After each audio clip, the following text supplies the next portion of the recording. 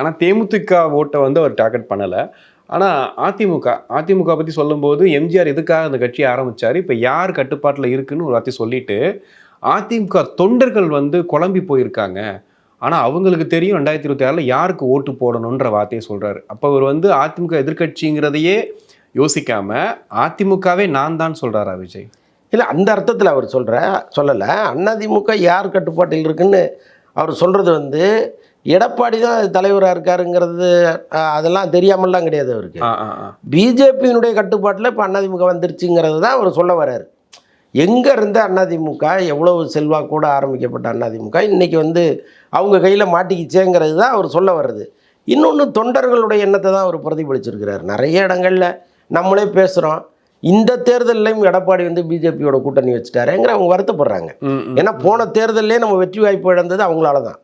பிஜேபியோட கூட்டணி வைக்கலன்னா ரிசல்ட்டே வேறன்னு அவங்க நினைக்கிறாங்க.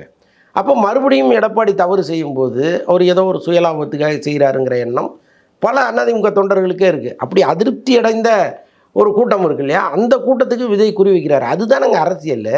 நீ சொல்லக்கூடாதுன்னு சொன்னால் அது எப்படி சரியாக இருக்கும்? முடிந்தவரை பிற கட்சியிலேருந்து எல்லாரையும் உள்ளே கொண்டு வர்றதுங்கிறது ஒரு டாஸ்க்கு. அதை வந்து ரொம்ப தெளிவான வார்த்தைகளில் போட்டு தான் அவர் கூப்பிட்றாரு. அதிமுகவில் இருக்கிற தொண்டர்களே அவர் தன் பக்கம் இருக்கணும்னு நினைக்கிறதுல ஒன்றும் தவறு இல்லை.